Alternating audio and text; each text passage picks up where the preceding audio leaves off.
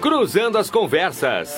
A nossa programação era para tratar de assuntos mais locais, tratar de questões relacionadas ao Rio Grande do Sul, orçamento, falaremos também sobre orçamento, mas o mundo está abalado com o ataque, com a guerra que se iniciou entre Israel e o Hamas. O que tu me diz disso? Qual é a tua opinião sobre isso? A opinião deveria ser uníssona, inclusive. Um ataque terrorista, um ataque covarde. Tá? Acho que a gente tem que separar as questões daqueles que são simpatizantes ou não da causa palestina, que é uma causa justa, não é? A ideia de ter um Estado independente, da autodeterminação do povo palestino, do ataque covarde e cruel de um grupo terrorista, tá?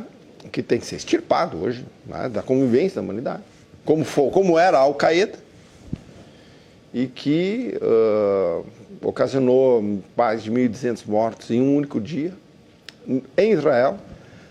É o maior, desde o Holocausto, não tinha tantos judeus mortos e assassinados num único dia. Então eu estou, assim como a maioria das pessoas do mundo inteiro, chocado com a violência e com a crueldade desse grupo terrorista.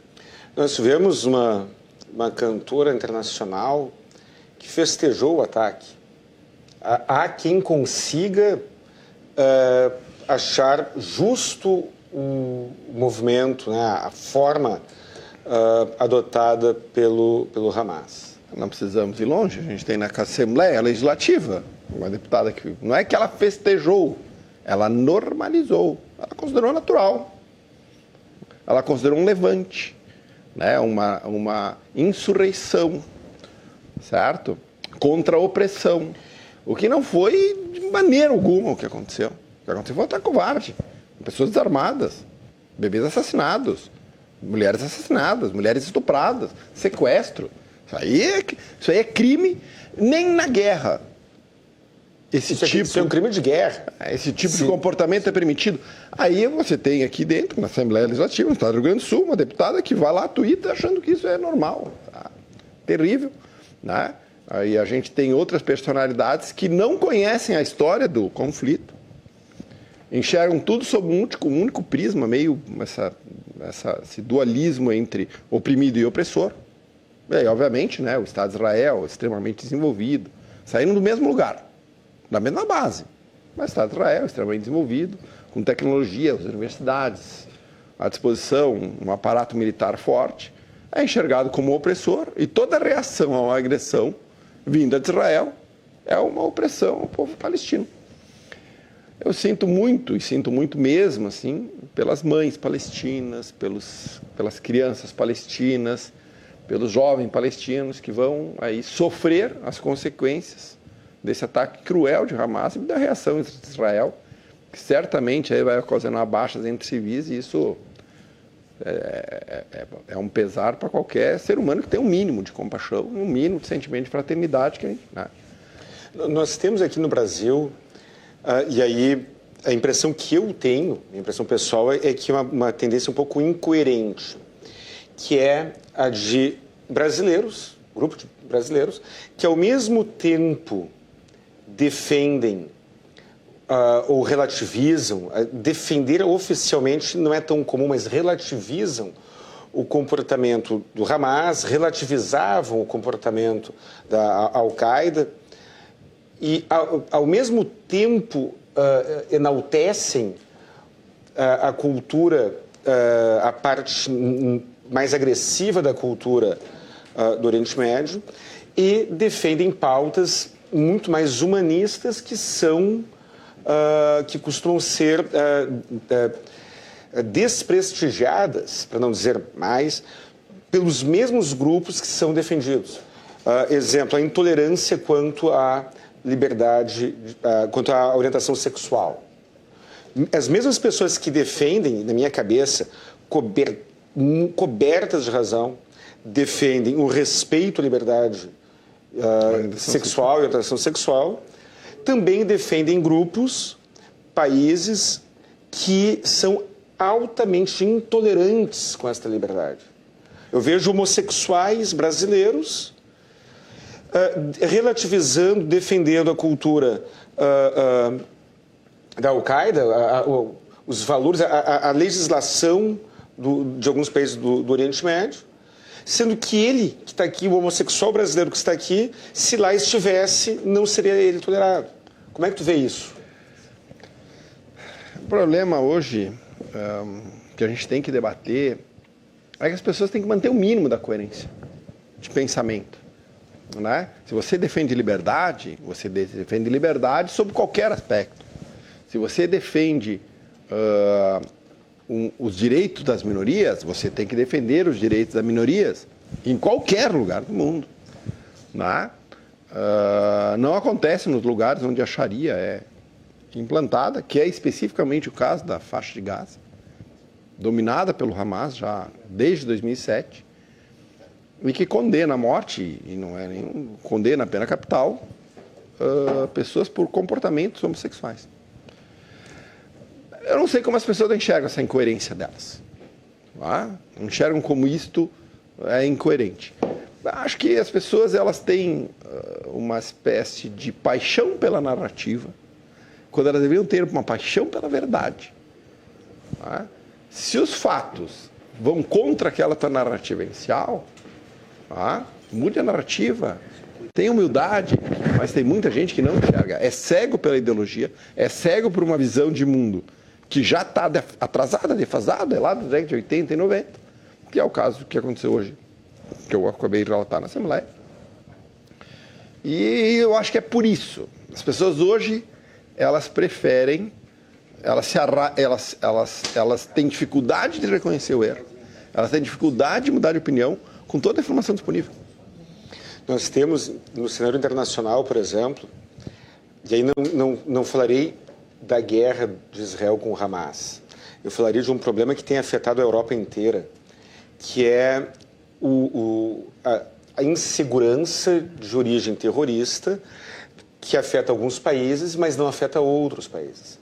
E eu vi uma entrevista com o primeiro-ministro polonês, em que ele foi acusado de xenófobo, de racista, foi acusado de várias coisas, e ele respondeu o seguinte: nós estamos recebendo refugiados ucranianos.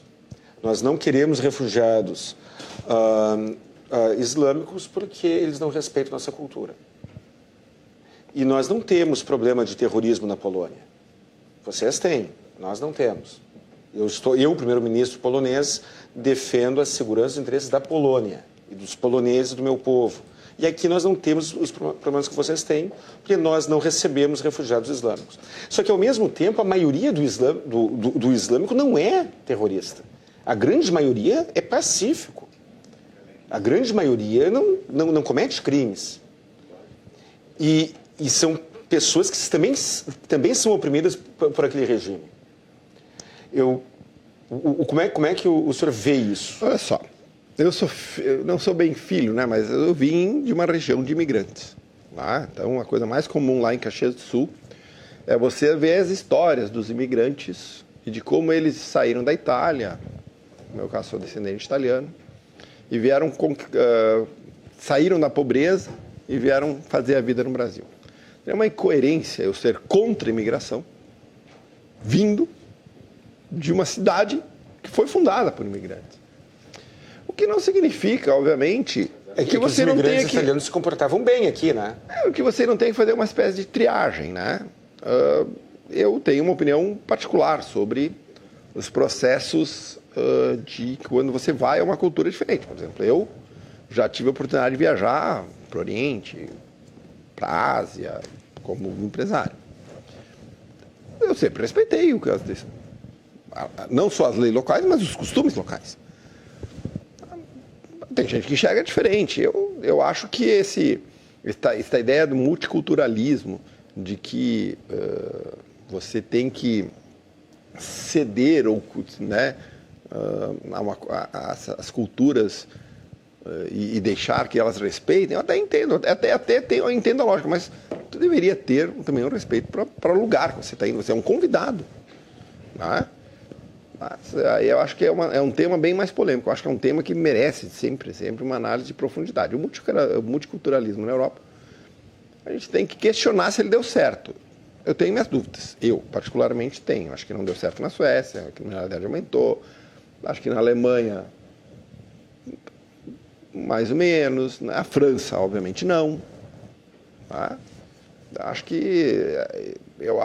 Nós, os italianos, quando vieram para cá, de certa forma, incorporaram uma parte da cultura brasileira. Eles se abrasileiraram e preservaram uma parte da sua própria cultura, né? Criando uma cultura que não é italiana, não é brasileira, uma cultura própria, eu acho. Eu acho que essa mescla é interessante. Deputada Sofia Cavedon. Boa noite. Deputada, a nossa pauta, a nossa organização original era para tratarmos uma pauta livre de temas regionais. E aí a produção, por razões óbvias, me pediu que abordasse um evento que todos nós, que abalou o mundo, pelo menos uma grande parte, né, da população, que é a guerra que se iniciou entre Israel e Hamas, entre Hamas e Israel. A senhora teria alguma consideração, algum comentário sobre isso? Hoje em dia, hoje em especial, mas desde o dia 7, são dias muito duros, muito tristes, eu acho, para a humanidade. Porque nós já estamos vivendo, né, cumprimento o professor Cláudio, cumprimento que esse debate já começou a acontecer hoje à tarde na Assembleia. Nós já estamos com uma guerra na Rússia, o mundo está em guerra. É uma guerra da Rússia contra a Ucrânia que não termina. Uma ameaça nuclear no mundo, uma guerra, o retorno da Guerra Fria, multipolar, mas fria ou quente, né? E agora eclode esse momento agudo, porque lá se vive em guerra permanente, né? Entre Israel e Palestina. Mas é muito assustador e dolorido enxergar as cenas, os métodos, a barbárie, eu diria barbárie, né? Porque nós vivemos com fundamentalismos de ambos os lados.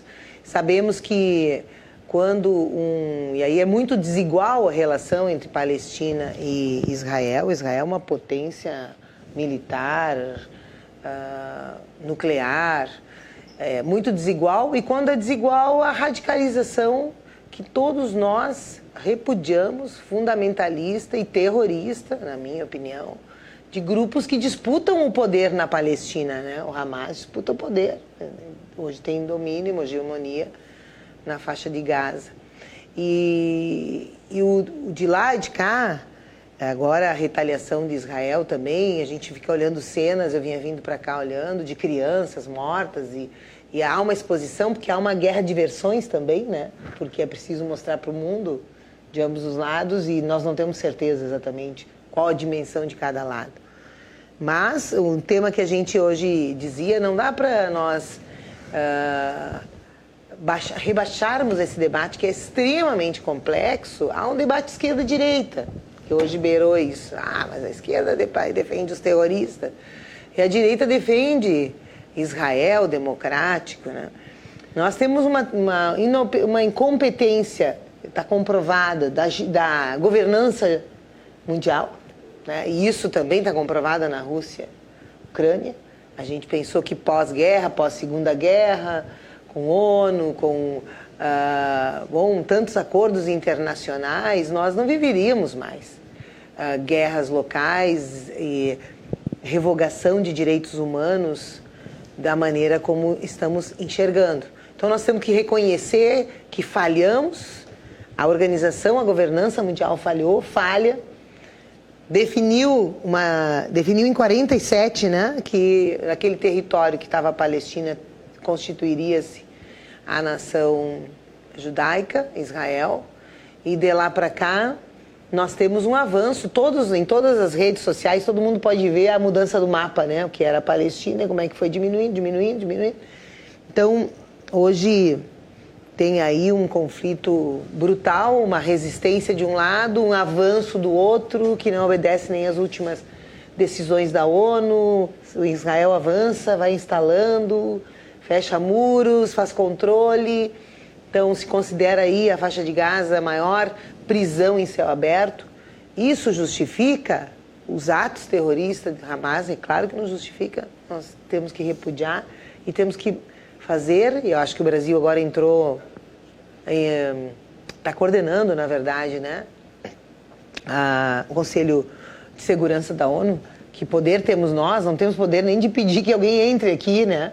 Escutava ontem uma palestra que nós não temos condição... Nós temos o poder de pensar a respeito. Esse poder ninguém nos tira. Não temos o poder bélico, mas temos o poder do diálogo, né? Essa é a determinação do presidente Lula, esses os movimentos de poucos meses da presidência, ele teve no mundo inteiro pregando a paz, o fim da desigualdade. Eu conheço e eu confesso que eu não tenho uma opinião muito convicta, deputado, por favor, me interrompa, todos nós podemos nos interromper, né? Sobre essa questão árabe-palestina. Mas o Hamas, ele não reconhece o direito de Israel existir. Não. Vamos fazer uma retrospectiva aqui, que não é só o Hamas. O Irã não reconhece, alguns outros estados... Exato, tem razão. O Líbano não reconhece, o Líbano não tem rei, mas lá atrás, na guerra, em 1948, no estado, quando Israel se tornou um estado, o Líbano fazia parte dos 5 países que atacaram Israel. Israel não tinha nem estabelecido. Tá? Então, existe uma doutrina de política externa árabe em relação a Israel, que é o que nós conhecemos com 3 nãos. Não a paz a Israel, não reconhecendo Israel, não negociando com Israel. São os 3 nãos. Essa questão que eu ia questionar aqui para a deputada, inclusive. A senhora falou que Israel é uma potência militar e transformou a faixa de Gaza na maior prisão a céu aberto e é uma região com uma densidade demográfica enorme. Sim. Mas como... E pobre. Mas muito como proceder quando um país nega o direito de existir do outro? Será que se Israel agisse de maneira muito diferente... Mas eu preciso só fazer um parênteses aqui. A densidade é grande, mas é menor que a cidade de São Paulo, que é de 7.500 habitantes por quilômetro quadrado. Não, mas é incomparável. Sim. Não, eu vou dar o dado aqui. Faz a conta. É 5.000 habitantes por quilômetro quadrado. Esse é a densidade demográfica da incomparável à pobreza em relação à potência de São Paulo. Então, o que eu quero dizer, acho que o professor Cláudio tem razão, Hamas não está sozinho. Mas é importante identificar, ele tem respaldo, ele tem o Hezbollah, tem respaldo em países. Então, mas a questão é, houve acordo, a autoridade palestina construiu acordos com Israel. Então, tem dentro da Palestina um movimento político, de quem é a autoridade do movimento, né, de libertação antigo, de libertação da Palestina, que construiu acordos, que negocia com Israel e que esse é o Fatah. E que não do Arafat, não foi? Era o do Arafat. Agora virou o Fatah. E que não está hegemônico e que não tem reciprocidade em Israel. Na verdade, não tem. Então, assim, não sou especialista, mas o que a gente vê é que nenhum acordo da ONU foi cumprido por Israel. Então, o povo, na verdade, há um ascenso da radicalização em função dos prisões.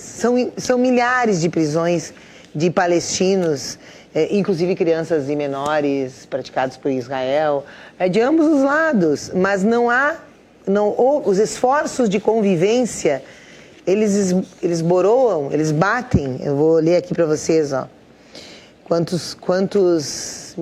Há 4.900 presos palestinos, 160 menores, 30 mulheres, 1.000 em situação de detenção administrativa sem julgamento nem acusação, 400 presos são oriundos de Jerusalém, 200 da faixa de Gaza, 150 de Israel, 4 são deputados ao Conselho Legislativo da Palestina, 554 cumprem prisões perpétuas. Então, assim, tem uma escalada. Algum deles não é criminoso? Não, eu não posso dizer isso. Então a gente não sabe. Eu não imagino. Pode ser 4.900 eu não consigo imaginar, eu consigo enxergar a nossa democracia, que é muito limitada, a nossa, mas ainda gosto muito dela, muito mais do que esses países que não têm vivência democrática, nem para as mulheres. Mas é fato que Israel, por decisão da ONU, se instalou lá e vem crescendo e tomando território. E tem um povo na resistência, na guerrilha, e que isso propiciou as radicalizações. E tem um atravessamento religioso que foge muito da nossa compreensão, mas é que é profundo e que de origens muito antigas. Então, o que a gente precisa lamentar profundamente é que a vida virou nada. Não tem valor. É uma barbárie generalizada. E que o planeta precisa se levantar e precisa restabelecer tentativas de paz. É isso que o planeta tem que fazer. O que nós precisamos só fazer, deputado, e aí a gente precisa ser muito claro aqui, é o seguinte: esse papo de que a Fastigada é a maior prisão a céu aberto do mundo. Não é verdade. Por que não é verdade? Porque em 2005, Israel saiu da faixa de Gaza. Deixou a faixa de Gaza para os palestinos. Obviamente, criou a fronteira, um país independente, com uma região independente. A água, a energia elétrica e o combustível usado na faixa de Gaza é fornecida por Israel. Fornecida e interrompida quando quer. Mas de graça. Não. De graça. Eu vou dar um exemplo. Toda vez que você tem há o comércio entre os países, todos os produtos que Gaza exporta para Israel, existe uma taxa, Israel paga. Todos os produtos que Israel vende para Gaza, é isento. Israel faz um esforço. Agora, o que eles entendem como uma previsão? Eu estabeleço uma fronteira de um estado onde tem aqui um grupo terrorista que quer me agredir, e estabeleço uma fronteira e controle de fronteiras como nós temos aqui no Uruguai. Nós não temos direito de ir e vir a hora que a gente quer no Uruguai, a gente tem que passar na fronteira. Se apresentar a carteira de identidade, a mesma coisa na Argentina, até no Mercosul. Aí eles chamam de prisão. É isso. Não, Estado... Não tem comparativo. O Hamas... É uma fronteira militar. O Hamas, eu vou lhe dar... um controle militar. E por que... Então vamos lá. Quem faz fronteira ao sul da faixa de Gaza? O Egito. Por que o Hamas não entra no Egito? Sabe por que não entra no Egito? Porque o Egito considera o Hamas e qualquer palestino que vê ele uma organização terrorista. É por isso. Então essa questão ali... é extremamente pobre. A culpa é de Israel. A questão do meu vizinho ser pobre não é culpa minha. Isso. Israel explorou os palestinos. Sim, tomou conta que terminou com áreas cultiváveis. Terminou com muitas áreas de agricultura. São as informações que chegam para o mundo. Deixa eu contar. Quando em 48 Israel foi atacada, ela venceu a guerra. O que aconteceu com a Cisjordânia? Que é a grande área, né? Porque ali é 370 quilômetros quadrados a Gaza. A grande área mesmo é a Cisjordânia. Ela foi ocupada. Por quem? Pela Jordânia. Israel não tomou a Cisjordânia. Ficou 20 anos. 20 anos de posse da Jordânia, que foi um agressor do Estado Árabe. Israel invadiu a Cisjordânia, quis tomar para ela, nunca fez isso. Então é esse tipo de coisa que não encontra efetivamente comprovação nos fatos históricos que a gente tem que derrubar. Por quê? Porque esse ódio... Porque o que acontece? Na Austrália já tinham simpatizantes da Palestina e movimentos neonazistas caminhando juntos. Sabe o que eles gritavam na Austrália? Morte aos judeus na câmara de gás. Austrália. Esse tipo de argumento, ele provoca o ódio aos judeus do mundo inteiro. Um povo que por 2000 anos, praticamente, foi nômade e esteve à mercê do mais variado tipo de fascínio que já passou por esse planeta. Stalin, Hitler, todos eles pegaram um povo sem pátria, certo? E tentaram, de certa forma, dizimar esse povo. Deixa eu só fazer um parentezinho só para... E olha, eu vou dar hoje uma deputada lá, usou o mesmo nome, se quiserem, viu? Então vou lá, Luciana Genro. Ela deu o mesmo argumento, usou o mesmo argumento para atacar os judeus de Israel que Hitler usava para atacar eles lá. Sabe qual era o argumento? Que ao que os judeus são grandes financistas internacionais que dominam os governos globais numa forma meio por trás dos panos, e que este poder era utilizado para oprimir povos. O mesmo argumento, a mesma lógica. Não, está fazendo um recorte. Estou não fazendo. Dá, sabe por que não, eu estou fazendo? Nós somos professores, nós vamos respeitar. Porque a deputada Luciana foi muito clara. A deputada Luciana, no repúdio às ações terroristas. Vou dizer o que a deputada Luciana Genro disse. E denunciou os ataques sistemáticos de Israel sobre a Palestina. Os senhores estão a serviço do capital financeiro. Deputada, exatamente o mesmo Eu argumento. acho que nós temos que lembrar por que será Deputada, que é o mesmo argumento que foi usado em todos os países do mundo para perseguir judeus. Esse é tu está trazendo um argumento solto. O mesmo? Não é leal com a deputada Luciana. Foi isso que ela disse. Não, ela disse, essa é uma das razões, uma das caracterizações do país Israel. Que é sim um país imperialista, que é sim um país que oprime e que não reconhece os palestinos, quer acabar, quer terminar. O mapa da Palestina era isso aqui, isso aqui. Não. E aqui, vamos lembrar, vamos trazer para cá. Eu acabei de assistir o filme da Gal Costa. Só para... Esse que estou vendo agora, pô? É o novo filme sobre a Gal. E ele atravessa a história dela, atravessa a ditadura militar aqui no Brasil. Quer mais água? O que seria de nós hoje? Será que teríamos uma democracia hoje se não tivesse tido a resistência, a morte de jovens, o exílio de jovens como Caetano, que se foi embora? É isso que está, assim, então, com proporções muito diferentes. É uma resistência que tem lá e que nos tons e nas tintas do Oriente Médio. Então vamos aos fatos. Então, aos fatos não, eu também estou falando fatos. Mas eu vou te dar outros Então, fatos. assim, nós construímos a nossa parca democracia com resistência da juventude, com morte, com tortura. Você está falando aqui do Brasil? Do Brasil, estou comparando, comparando. Vocês não estão... Isso não é resistência. Não. Então, quer ver, ó, em 1930... uma resistência aos ataques israelenses. Não vem me dizer que Israel está se defendendo. Em 1930, qual é que foi o ataque? Quem é que foi o agressor? É a mesma coisa com a Ucrânia. Há 70 anos, Israel invade terras e áreas da Palestina. Me diga os percentuais, então eu vou dizer todos os percentuais.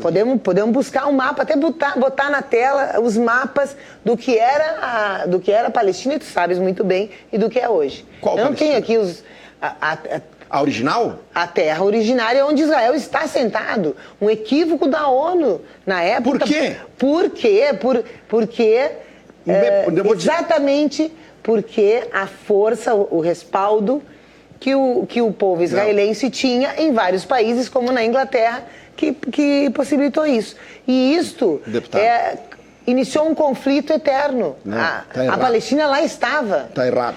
Não, é isso, a Palestina lá estava. Os judeus estavam espalhados pelo mundo, sem terra, buscando a terra prometida, e estão lá e não se conformam com o espaço de terra.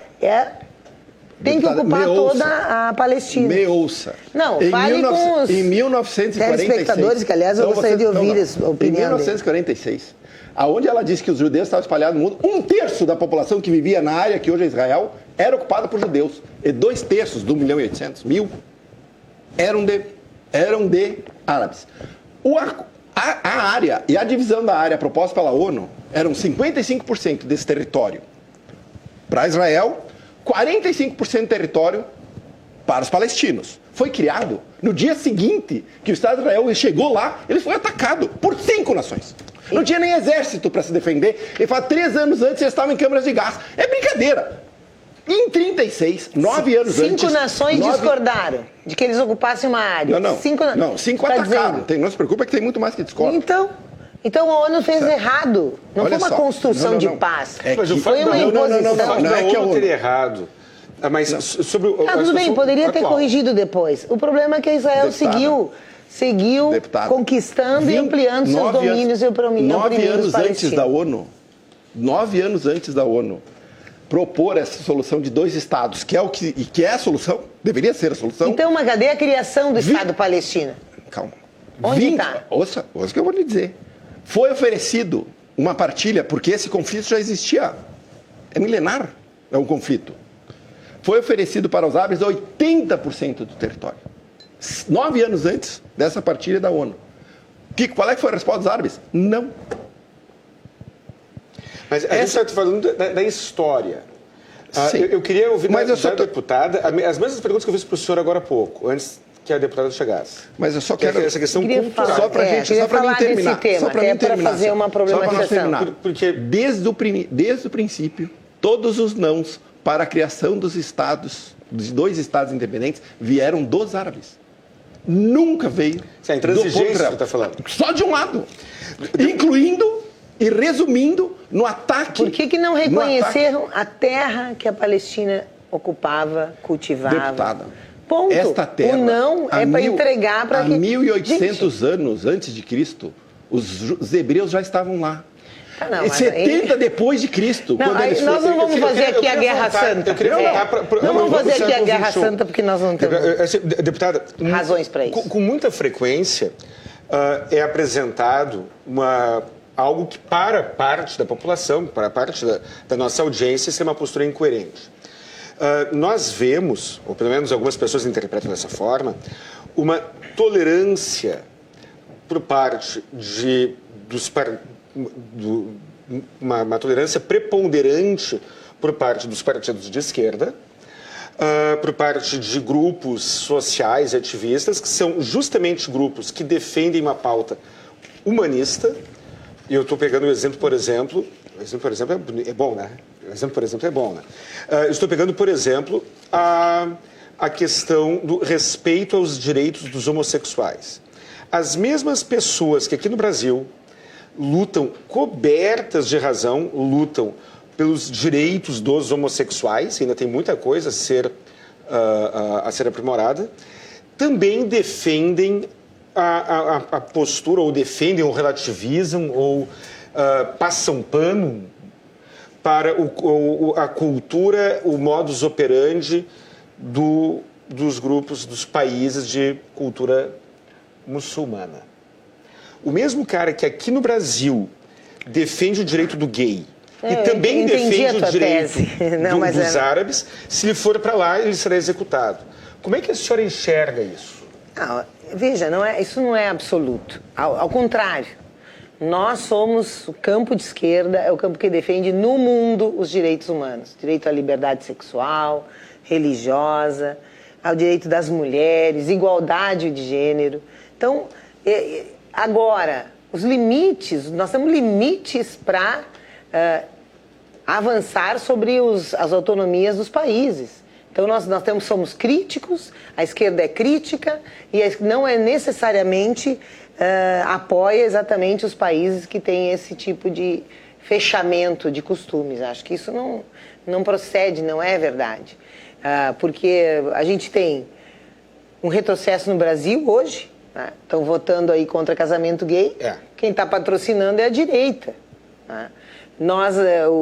Quando eu entrei, vocês falavam dos italianos e falavam dessa questão das imigrações e de não concordar com uns e com outros. O Brasil tem uma história de relações internacionais muito generosa. Né? Tem uma história de acolhimento, sem restrições de credos religiosos. Então, nós temos que nos orgulhar muito da nossa política externa. E quando os italianos estiveram aqui, eu sou italiana lá da Serra, tinha os comunistas, tinha os conservadores, tinha os comunistas, não os anarquistas. A gente meio que está fugindo um pouco do assunto. Não, mas eu entendi qual é a tua... Então, não procede. Agora vai me dizer que nós tivemos processos mais restritivos, Cuba, por exemplo. No início, ela era restritiva, teve um período... Fidel Castro executou gays, não foi? Era restritivo, execução não. Era restritivo, era repressivo por um período em relação à manifestação sexual que superou. Houve violação de direitos humanos em Cuba? Mas eu não entendo que houve violação de direitos humanos. Nós vivemos uma guerra em Cuba. Nós vivemos uma guerra. Nós tivemos uma revolução. Nós tivemos de parte a parte. Se tu diz que é violação de direitos humanos as crianças viverem na miséria, no trabalho, eu digo que na fome, como era antes, e Cuba garante para todos, desde o processo revolucionário, acesso à educação, acesso à cultura, acesso ao alimento. Então, há uma dignidade muito importante. Aqui no Brasil não se respeita direitos humanos. Por favor, nós temos pena de morte. Na periferia, o que aconteceu no Rio de Janeiro essa semana. Não, mas é que isso a não gente acha que isso é lá... Mas é que uma coisa não, o cometimento de crimes, outra coisa é a institucionalização de levar para o paredão alguém tá, mas aí tu tá falando que se expressou de Nos maneira Estados inadequada. Unidos tem pena de morte. Em alguns estados. Nos crime de Estados opinião? Unidos tem... Não, falando de opinião, tu tá dizendo que é crime de opinião, não é, com certeza. Nos Estados Unidos tem pena de morte. No Brasil tem pena de morte, não é estatal, mas tem pena de morte. O Comando Vermelho matou os caras que mataram os médicos e avisou as polícias. Mas eu acredito que em todos os países acontecem homicídios, alguns com mais frequência, outros com menos. Não, mas não podemos naturalizar isso. Significa que nós não podemos achar que nós comparar as Farc, por exemplo, as Farc na Colômbia, eles comparar países por seus modelos econômicos, e principalmente porque são comunistas, dizer eles são absolutistas, eles são praticam a violência, a morte e a... Pelo menos a deputada Sofia confessa que há comunismo no mundo, né? Porque o ministro Alexandre de Moraes diz que é um absurdo falar de comunismo Farc, que acabou. Então, nós estamos tratando das Farc, estamos tratando de guerrilha em país capitalista, que com o avanço da capacidade do Estado de negociar, eles viraram partido político, tem negociação, tem avanço, tem... Então, acho que nós não temos saída a não ser democracia. Exercício permanente de democracia, o que nós não temos naquela região conflituada, que é o exercício da arma, que é o exercício da guerra, é o exercício da execução. Gente, as cenas que nós vimos lá, a barbárie... Criança em gaiola. As crianças em gaiola, execução de parte a parte, bombardeio de Israel agora, matou não sei quantas mil pessoas. Quem foi o Porque agressor? Às vezes a gente acha que bombardear é muito mais limpo do que entrar e fazer o que fizeram. É uma barbaridade de ambos os lados. Mas quem começou? Tudo é barbaridade. Não existe começo, uma bola de neve, vai e vem, vai e vem. Não, porque se eu nós não vamos aqui estabelecer o julgamento. É a mesma coisa da Ucrânia. Nós já discutimos isso, não? Nós não temos que repudiar parte a parte. Não, deputado, o agressor. Temos que repudiar parte. Nós devemos repudiar sempre o agressor. Eu tenho que chamar um intervalo, mas antes eu queria ouvir da deputada a mesma pergunta que eu fiz para o senhor sobre a questão do terrorismo e a postura de alguns países.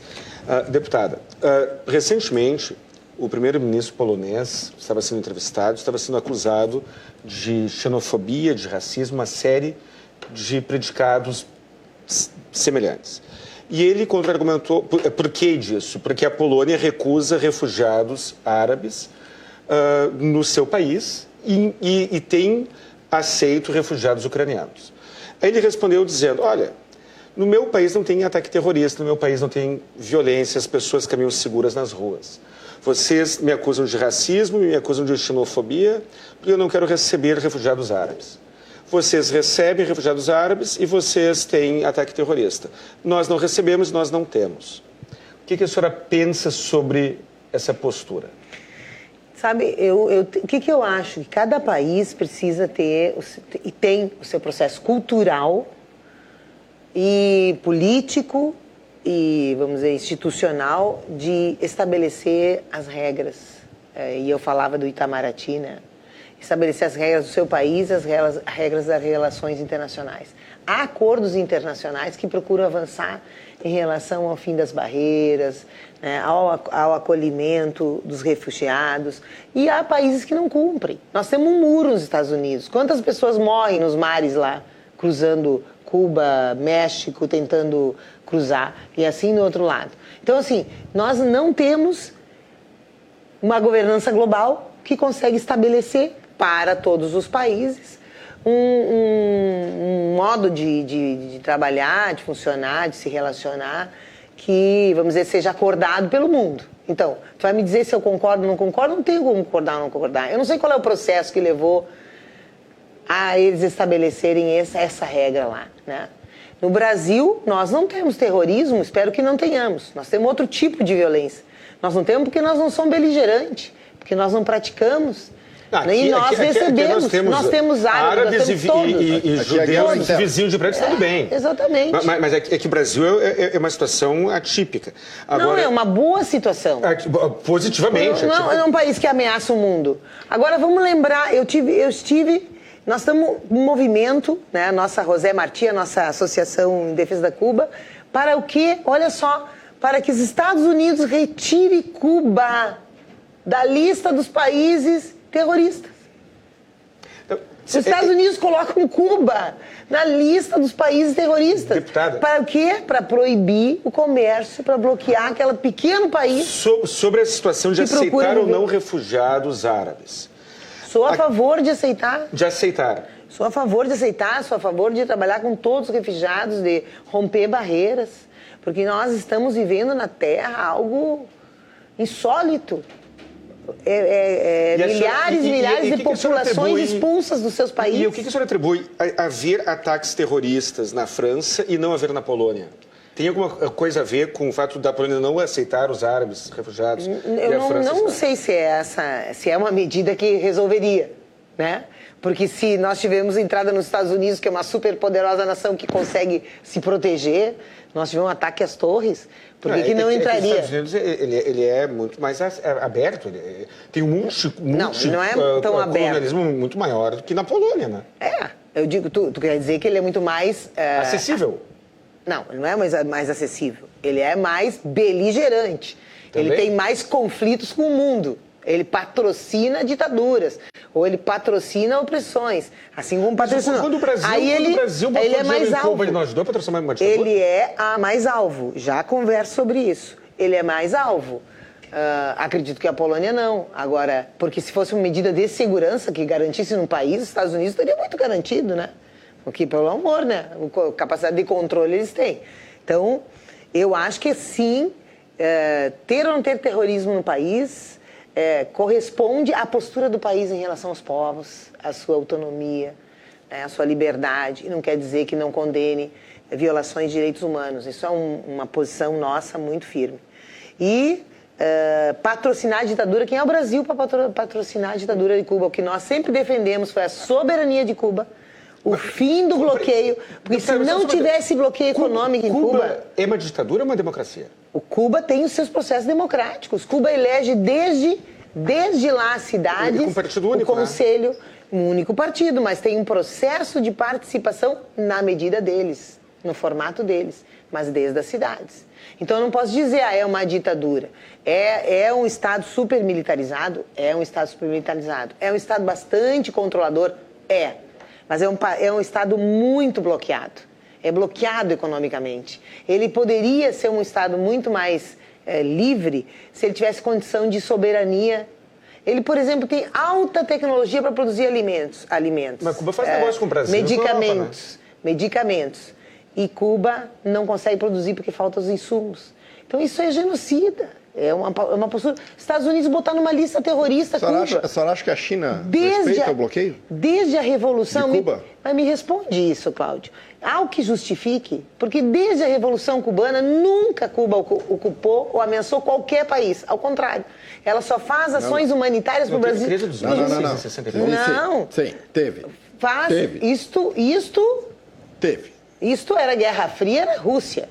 Cuba nunca ameaçou ninguém. Cuba tem jornadas, tem ações humanitárias no mundo inteiro. Na saúde, na alfabetização, na questão da tecnologia, da ciência.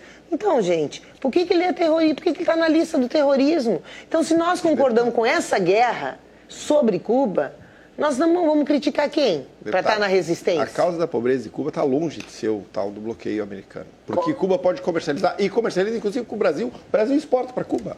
Exporta máquinas agrícolas. Deputado, vamos continuar no segundo bloco.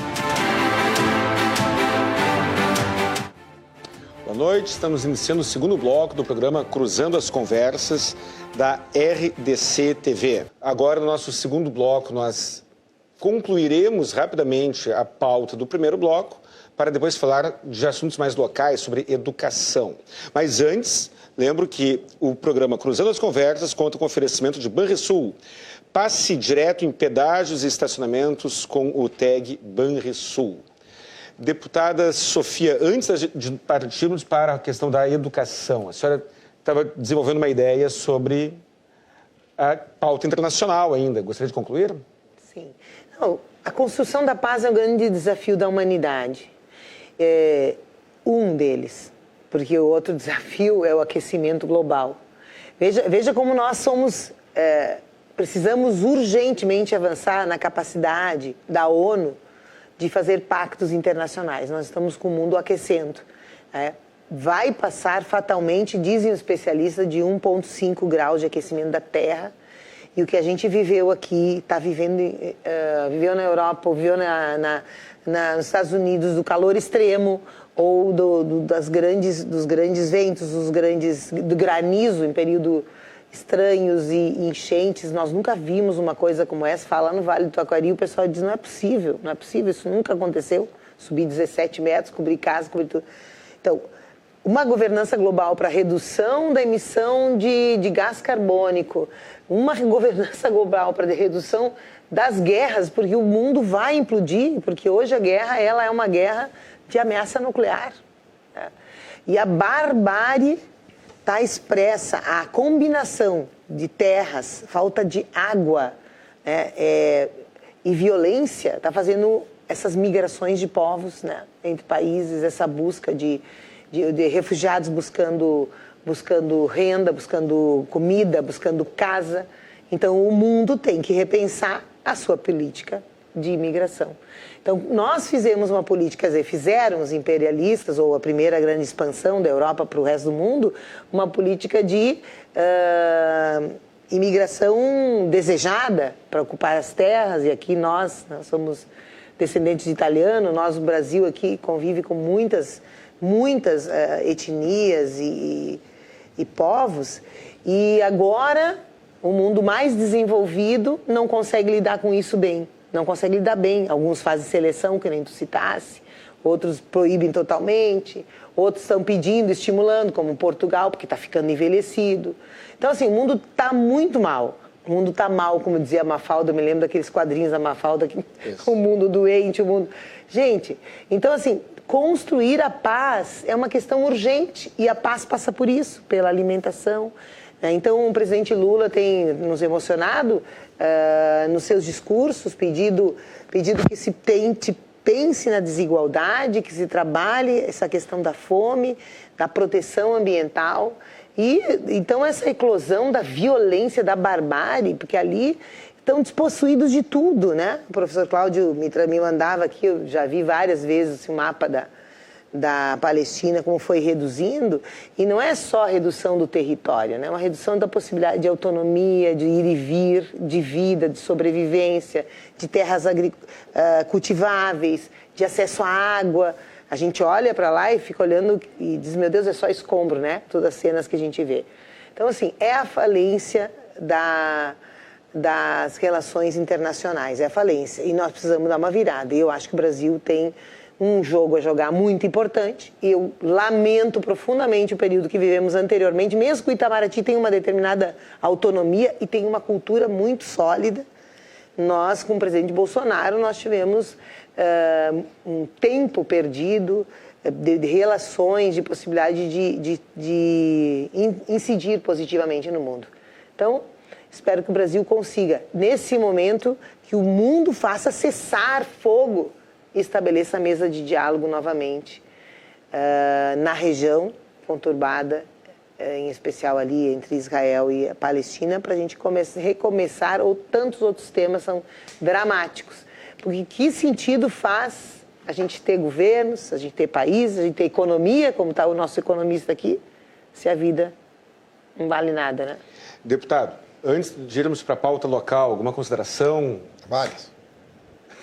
Eu não tenho essa negatividade da deputada aí. Eu não acho que o mundo está pior.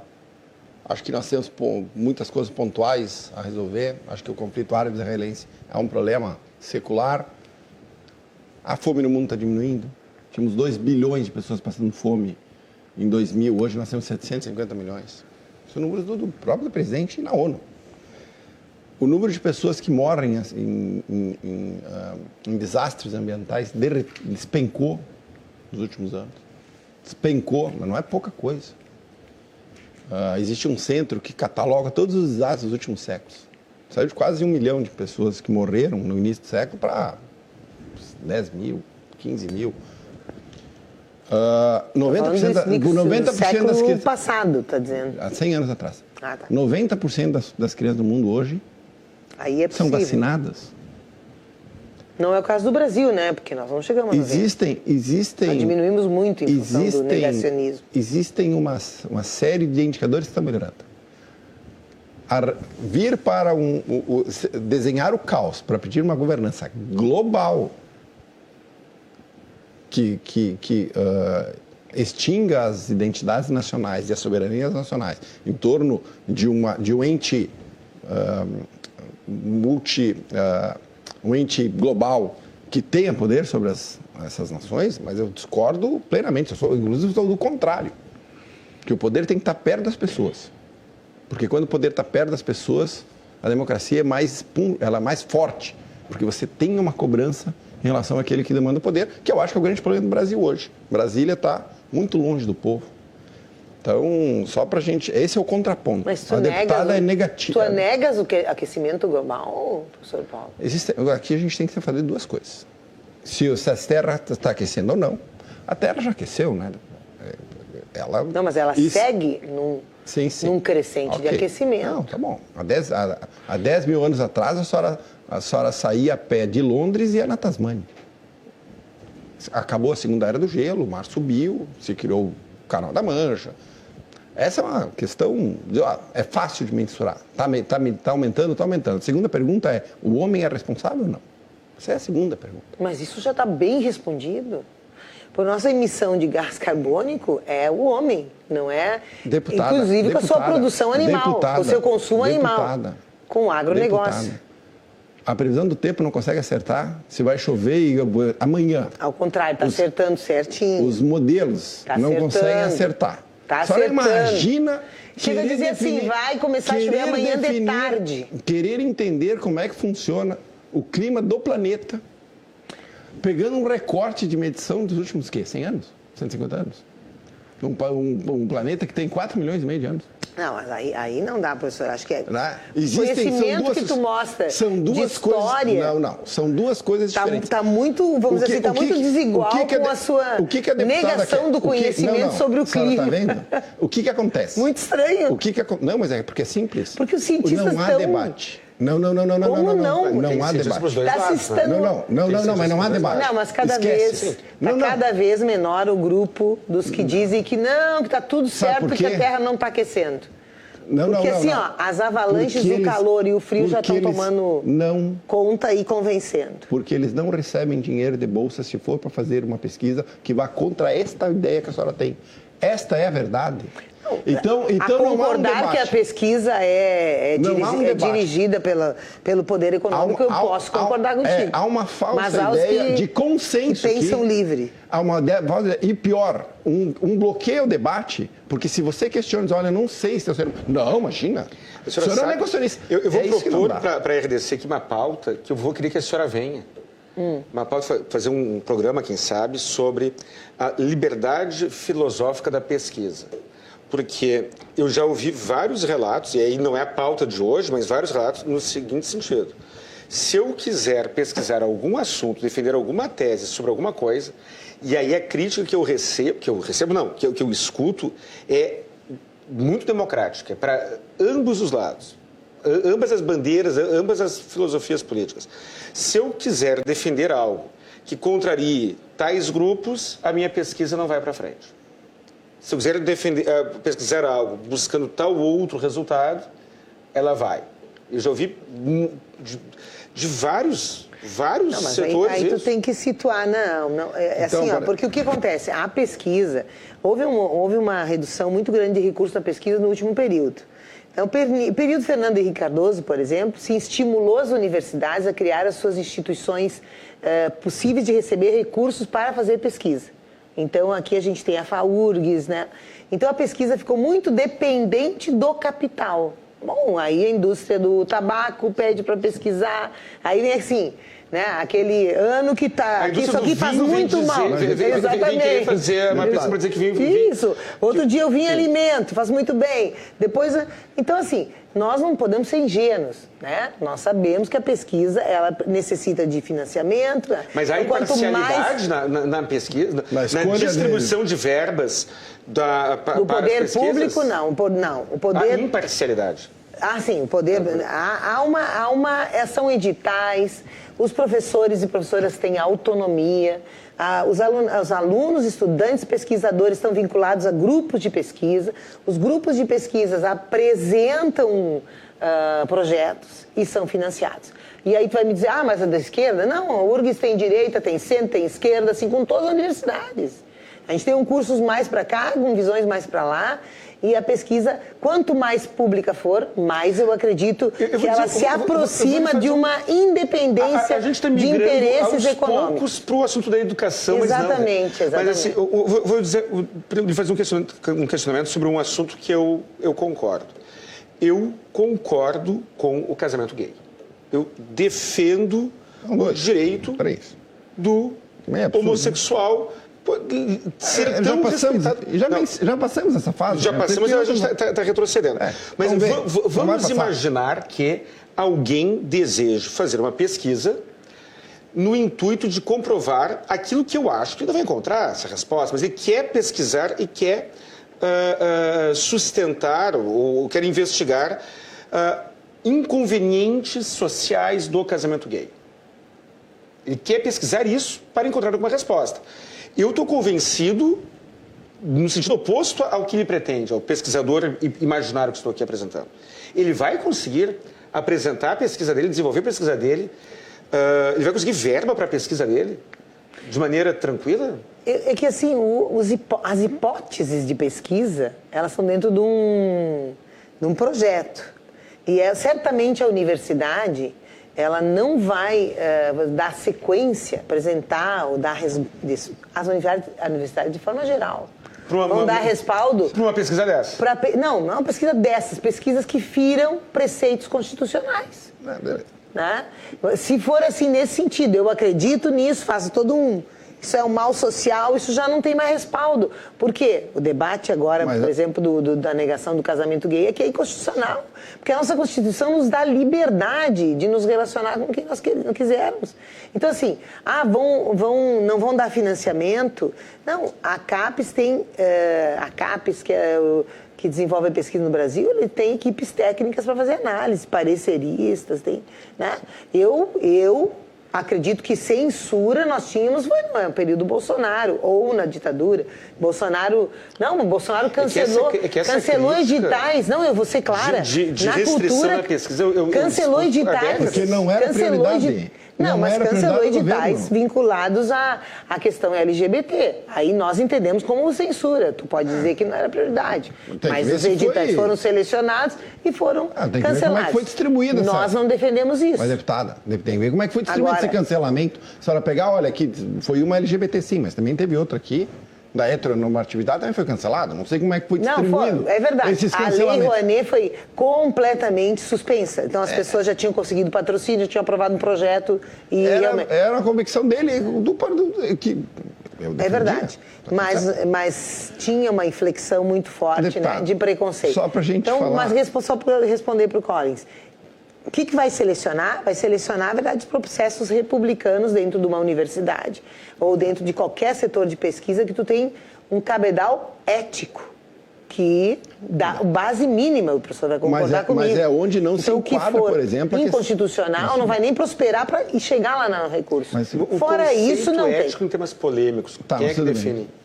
Não, temos a Constituição. Mas eu até nem vou nesse negócio. Mas vamos lá.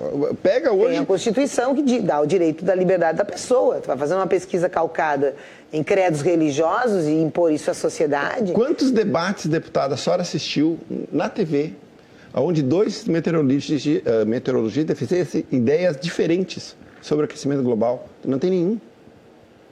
Foi vetado esse debate. Esse debate está bloqueado.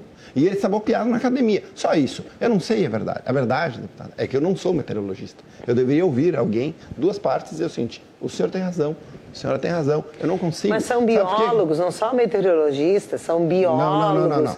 São, sim, não, mas tudo bem. Toda sorte de pesquisadores, são diversos, porque o conhecimento é complexo. Tem um termo até, eu não vou ser, eu quero ser um ignorante, acho que é paleontoclima, é um paleontologista que estuda o clima e a evolução do clima ao longo da história. Eu nunca ouvi duas pessoas, eu já ouvi um ou outro lá, uma entrevista. Esse debate tem. Uma entrevista, assim, meio tipo Jô Soares, um cara meio diferente, com uma visão de mundo diferente.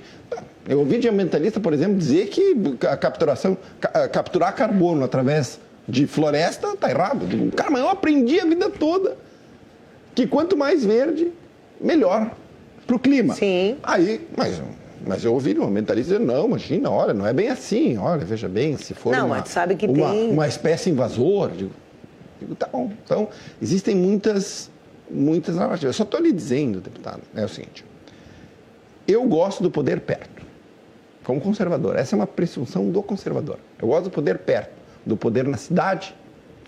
Sim, né? Mas esse poder, as multinacionais hoje já esvaziaram muito poder supranacional, global, que vai impor aos brasileiros que não tiveram, durante séculos, a oportunidade de se desenvolver e enriquecer e ter um padrão de vida melhor. E que agora, na hora de efetivamente de poder fazer isso, não, mas tu tem que segurar o crescimento, segura teu agro ali, não usa tanto, né? E os países ricos já não foram. São imposições, né? São acordos globais, são acordos entre países que são assinados por países. Tem que ter sanção para não cumprimento, porque é toda a terra que vai morrer. Okay, né? Mas assim, porque nós temos uma interdependência. Então, assim, tá, tu e eu, sim, nós vamos segurar o desenvolvimento aqui, vamos queimar menos carvão, vamos...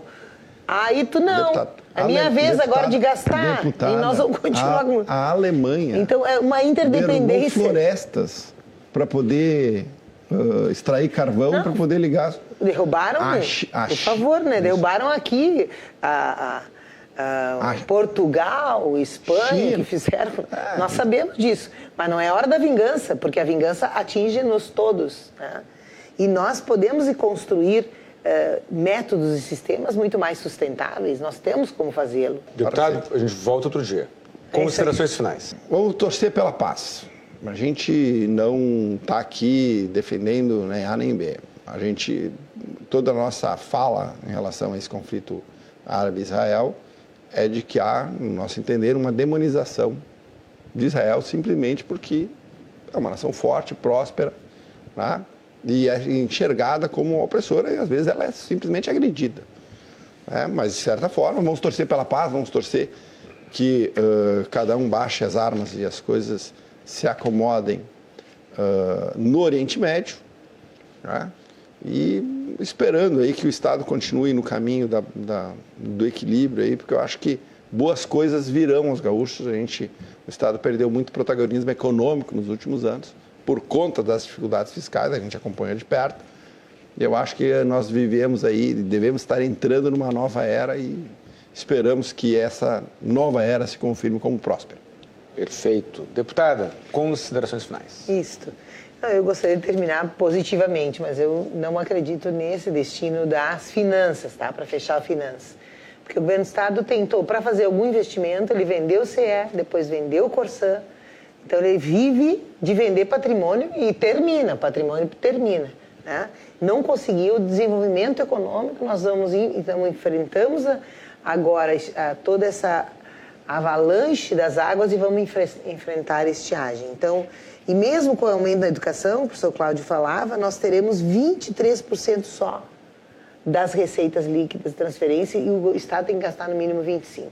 Mas eu queria terminar positivamente, a gente está no mês dos professores e professoras, aquilo que tu me perguntava, o que não falta? Não faltam boas práticas. Segunda-feira, dia 16, nós vamos fazer uma homenagem aos professores e professoras com o lançamento do livro das boas práticas pedagógicas. Então, assim, em todas as escolas tem um grande esforço para que os nossos meninos e meninas sejam honrados, respeitados no seu direito à educação. Então, a gente segue problematizando as escolhas políticas e segue torcendo pela paz. Acho que o mundo precisa se mobilizar para que a barbárie cesse. E a gente, tomando essa decisão, a gente consegue. Deputada Sofia, deputado Cláudio, muito obrigado a ambos. Obrigado pelo convite. Muito obrigado para você que está em casa, que assistiu o programa até aqui. Muito obrigado pela paciência, porque eu não sou o Renato Martins, tento, me inspiro nele, não consigo, mas conseguirei. Muito obrigado e até o próximo programa. Então, imagina, foi ótimo.